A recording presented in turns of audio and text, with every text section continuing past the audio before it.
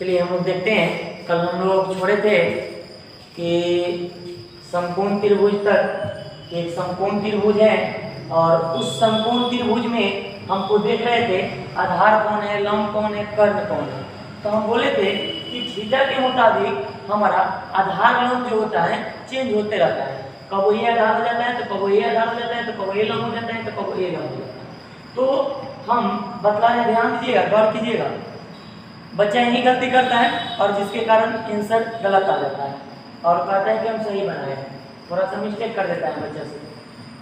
ये मेरा 90 डिग्री है, तो जब यहाँ 90 डिग्री है और ये थीटा है तो 90 और थीटा जो भुजा पे उपस्थित रहता है उस भुजा को आधार बोलते हैं। कल बतला दिए थे, इसको बी से सूचित करते हैं, बेस होता है इसे इंग्लिश। और थीटा के ठीक सामने वाली जो भुजा होती है, ये वाली भुजा जो होती है थीटा के ठीक सामने यही ना है जी। हम मान लो कि यहाँ थीटा है तो हम ऐसे ताक रहे हैं तो सामने यही ना, मेरा सामने यही ना है जी। तो सामने जब ताक रहे हैं तो इसके सामने ये दिखाई देगा, तो थीटा के ठीक सामने वाली भुजा को लंब बोलते हैं। क्या बोलते हैं? लंब बोलते हैं। तो थीटा के ठीक सामने वाली भुजा को क्या बोलते हैं बाबू? लंब। और लंब को इंग्लिश में परपेंडिकुलर कहते हैं, इसलिए इसको पी से दिखाते हैं। अगला देखिएगा कि 90 के ठीक सामने वाली भुजा जो होती है वो क्या होती है? कर्ण होती है। 90 के ठीक सामने वाली भुजा क्या होती है? कर्ण होती है। तो 90 डिग्री यहाँ है तो इसके सामने जब ताकेगा ये, यहाँ कोई बच्चा खड़ा होकर तो यही ना दिखाई देगा, तो ये भुजा को क्या बोलेंगे? कर्ण। इसको इंग्लिश में हाइपोटेन्यूस बोलते हैं। चलिए इसी बात को हम यहाँ लिख दे रहे हैं कि 90 तथा थीटा जिस भुजा पर उपस्थित होता है तो वह भुजा आधार होती है। और भुजा क्या होती है? आधार होती है। यानी कि 90 और थीटा जिस भुजा पे उपस्थित रहता है उसे हम क्या बोलते हैं? आधार बोलते हैं। अब देखिए थीटा के ठीक सामने वाली भुजा लंब होती है। थीटा के ठीक सामने वाली भुजा लंब होती है, लिखे थीटा के ठीक सामने वाली भुजा लंब होती है। आगे लिखे कि 90 के ठीक सामने वाली भुजा कर्ण होती है।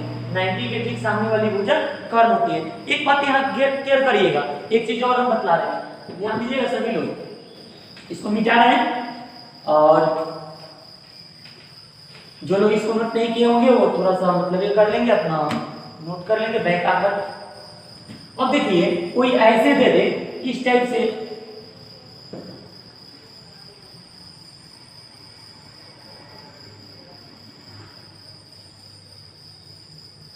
इसको दे दे ए बी सी, इस टाइप से दे दे और ये कहे कि ये थीटा है, तो आप सीधी सी बात है कि इसको 90 डिग्री करिएगा तो बतलाइएगा कि इसमें आधार कौन है। तो हम जस्ट अभी बतलाए हैं कि 90 और थीटा जिस भुजा पे उपस्थित रहता है उसको क्या बोलते हैं? आधार।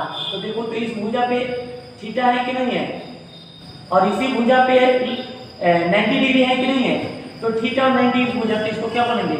आधार बोलेंगे। क्या बोलेंगे? आधार बोलेंगे। दिक्कत? और थीटा के ठीक सामने यही लंब भुजा है, इसको बोलेंगे लंब। क्या बोलेंगे? लंब। और 90 के ठीक सामने यही लंब भुजा है, इसको बोलेंगे कर्ण। तो अगर इस तरह से घुमाकर कोई भी दे उसको बतला देना है, दिक्कत थोड़ा सा भी नहीं होनी चाहिए, क्योंकि जहां भी दिक्कत हो एक बार कमेंट बॉक्स में कमेंट करना कि सर इस पॉइंट पर दिक्कत है, उसको फिर हम अगला वीडियो उस पर बना देंगे छोटा सा। आगे देखिए, अगर हम इसको ऐसे देखें, कोई इस तरह से दे दे और कहे इसको ए दे दे, बी दे दे और यहाँ सी दे दे, और ये कह दे थीटा और इसको नहीं तो 90 डिग्री है ये, तो ये थीटा कह दे। अब कोई कहेगा तो अब इसको आधार किसको बोलेंगे? आधार इसको बोलेंगे और लंब इसको बोलेंगे। और कर्ण तो अपना जगह पे रहता है, कर्ण चेंज नहीं होता है, आधार और लंब ही चेंज होता है। तो देखो अगला हम पॉइंट बताए थे तो उसमें हमारा आधार नीचे आया था कि नहीं आया था? कब? जब हम यहाँ थीटा माने थे तब। अब हम थीटा यहाँ मान लिए तो अब आधार हमारा कौन हो जाएगा? ये वाला हो जाएगा। दिक्कत? चलिए आगे बढ़ते हैं। अब देखिए यहाँ लिखे पाइथागोरस पढ़ेंगे। अब कोई पूछ दे, ये बहुत इंपॉर्टेंट है, ये पूरी त्रिकोणमिति में आपको यूज होने वाला है और ये सूत्र को आपको ध्यान में रखना होगा, है ना? थोड़ा सा ध्यान दीजिएगा, इसको समझा रहे हैं। पाइथागोरस पढ़ेंगे, कोई पूछ दे क्या तो क्या कहेंगे? किसी समकोण त्रिभुज में सबसे बड़ी भुजा का वर्ग अन्य दो भुजाओं के वर्गों के योगफल के बराबर होता है। अर्थात किसी समकोण त्रिभुज में कर्ण का वर्ग लंब तथा आधार के वर्गों के योगफल के बराबर होता है। कुछ चीज यहाँ लिखे हैं, देखिए हम पढ़ रहे हैं, सुनिएगा। पाइथागोरस पढ़ेंगे कैसे कर लिखे हैं? किसी समकोण त्रिभुज में सबसे बड़ी भुजा का वर्ग अन्य दो भुजाओं के वर्गों के योगफल के बराबर होता है। अर्थात पैराग्राफ चेंज कर कर किसी समकोण त्रिभुज में कर्ण का वर्ग, कोमा दे देना है, कर्ण का वर्ग लंब तथा आधार के वर्गों के योगफल के बराबर होता है। तो देखो इस एक समकोण त्रिभुज ले लिए और इस समकोण त्रिभुज में कर्ण हमारा 90 के सामने यही ना है, आपको उधर जस्ट अभी बतलाएं।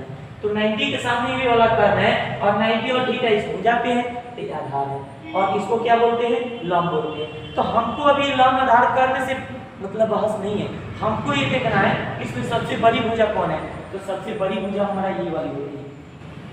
ये भुजा जो होती है कौन सी होती है, सबसे बड़ी भुजा होती है। तो हम लिख दिए पी आर का स्क्वायर, यानी वर्ग का मतलब क्या होता है, स्क्वायर। वर्ग क्या है तो कहिएगा किसी भी संख्या में पुनः उसी संख्या से जो गुणा किया जाता है वो क्या होता है, वर्ग होता है। जैसे हम ध्यान दे देंगे थोड़ा सा, x का वर्ग x गुने x यानी x का स्क्वायर, यानी किसी भी चीज का स्क्वायर करेंगे वही हमारा वर्ग होता है। तो आगे ध्यान देंगे हम यहाँ कर दिए कि इस भुजा का वर्ग करें यानी कि पी आर का स्क्वायर करेंगे। तो पी आर का स्क्वायर इक्वल टू यहाँ बराबर कर रहा है कि कर्ण कहाँ गया जी, यहाँ पे सबसे बड़ी भुजा का वर्ग अन्य दो भुजाओं के, तो सबसे बड़ी भुजा का वर्ग जो है इसके अन्य दो भुजा के वर्गों के योगफल के बराबर होता है। तो अन्य दो भुजा इनमें है पी क्यू के स्क्वायर प्लस क्यू आर की स्क्वायर। दिक्कत अब नीचे वाले परिभाषा के अनुसार हम देख लेंगे, तो ये कह रहे हैं कर्ण के वर्ग जो होता है लंब और आधार के वर्गों के योगफल के बराबर होता है। तो कर्ण मेरा ये है, तो कर्ण का स्क्वायर इक्वल टू लंब का स्क्वायर प्लस आधार का स्क्वायर। अब देखिए कर्ण को हम क्या चीज से सूचित करते हैं, तो h से, आधार को तो b से, लंब को तो p से। तो इसलिए लिखते हैं कर्ण की जगह h का स्क्वायर इक्वल टू लंब की जगह p का स्क्वायर प्लस आधार की जगह b का स्क्वायर। दिक्कत अब देखिए आगे बढ़ते हैं, कोई इसी चीज को इस तरह से लिख देता है h यानी कर्ण equal to root under p के स्क्वायर प्लस b के स्क्वायर। कैसे आता है ध्यान दीजिएगा, थोड़ी सी बात हम दोनों तरफ रूट अंडर चढ़ा दें, अगर इधर भी h स्क्वायर है ऐसे दिया है h square equal to p के स्क्वायर प्लस b के स्क्वायर दिया है, तो इधर भी रूट चढ़ाओ इधर भी रूट चढ़ाओ। और हम जानते हैं कि जो दो रूट में बाहर आता है तो एक बाहर निकल जाता है, तो h इक्वल टू इधर p के स्क्वायर प्लस b के स्क्वायर। इसी को यहाँ के बदला में यहाँ लिख दिया गया है h इक्वल टू p के स्क्वायर प्लस b के स्क्वायर का अंदर। अब देखिए अब हमको निकालना होगा कि ठीक है सर आपको h निकाल दिए, h निकालने के लिए तो हमको समझा दिए, अगर हमको h दिया है p है b दिया है p निकालना होगा तब क्या करेंगे। तो p निकालने के लिए डायरेक्टली हम p लिखेंगे इक्वल टू रूट अंडर करेंगे h के स्क्वायर माइनस b के स्क्वायर। क्यों, क्योंकि यहाँ ध्यान दीजिएगा थोड़ा सा हम इस सबको मिटाएंगे। अब ध्यान दीजिएगा थोड़ा सा, यहाँ लिखें h के स्क्वायर इक्वल टू p के स्क्वायर प्लस b के स्क्वायर। तो अगर हमको निकालना होगा p तो इस प्लस में इधर आएगा तो क्या चीज में हो जाएगा, माइनस में हो जाएगा। तो h के स्क्वायर इधर आएगा तो माइनस में b के स्क्वायर इक्वल टू p के स्क्वायर। तो p के स्क्वायर को हटाएंगे तो p इक्वल टू लिखेंगे तो इधर रूट अंडर चला जाएगा, h square minus b square निकल जाएगा। समझ में आई बात। अब देखिए आगे फिर बढ़ते हैं, अब हमारा आ गया क्या कि सर इस भुजा को भी तो निकाल दिए, इसको अब हमको कहीं आधार निकालना हो तो क्या करेंगे। तो p निकालने के लिए पहले लिख दिए, सूत्र भी लिखे हैं, थोड़ा सा ध्यान दीजिएगा सूत्र पढ़िए।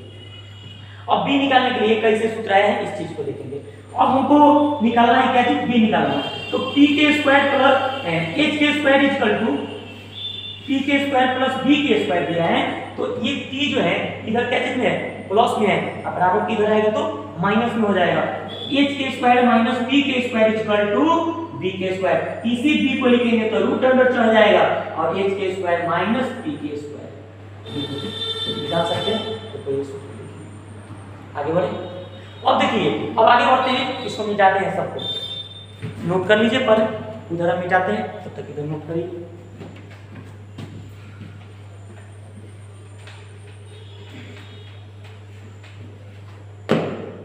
अब ध्यान दीजिएगा, अब यहां से हम लोग जानेंगे त्रिकोणमितीय अनुपात।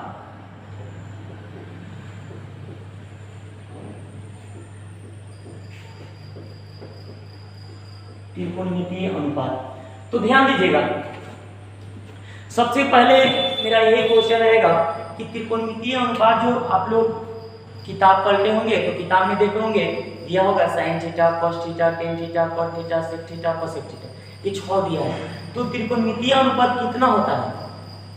तो कोई पूछ दे कि त्रिकोणमितीय अनुपात की संख्या कितनी होती है, तो कोई कहता है 6 होती है, ठीक है 6 होती है। त्रिकोणमितीय अनुपातों की संख्या जो होती है कितनी होती है? 6 होती है। लेकिन 6 ही क्यों होता है भाई? 7 क्यों नहीं हुआ, 5 क्यों नहीं हुआ, 6 ही क्यों हुआ? अब जानिए, हम यहाँ ध्यान देंगे त्रिभुज में कितना भुजा होता है। कल ही बतलाए थे कि त्रिभुज जो लेते हैं उस त्रिभुज में हमारा किसी भी त्रिभुज हो, उस त्रिभुज में कोई भी त्रिभुज में 3 भुजा होता है। कितना भुजा होता है? 3 भुजा होता है। जैसे हम इसको P माने, इसको Q माने, इसको R माने, एक भुजा ये हो गया, एक भुजा ये हो गया, एक भुजा। क्या कोई और भुजा दिख रहा है क्या? तो नहीं दिख रहा है। तो ये 3 ही भुजा है। ध्यान दीजिए, गौर कीजिएगा हम क्या बतला रहे हैं, कबो नहीं भूलिएगा।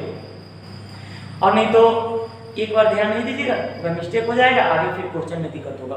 और बोल रहे हैं मेरा थ्योरी पढ़ लीजिएगा, एक भी क्वेश्चन पूछने की नौबत नहीं आएगी, सब खुद ब खुद बनाइएगा। बस थोड़े से संयम रखना है, थोड़ा सा मेहनत करना है। घर पे जब इसको मतलब क्लास ओवर करें, इसको नोट कर किए होंगे कॉपी पर, उसको एक बार पढ़ें। जहाँ दिक्कत हो कमेंट करना, उस कमेंट के मुताबिक देखेंगे।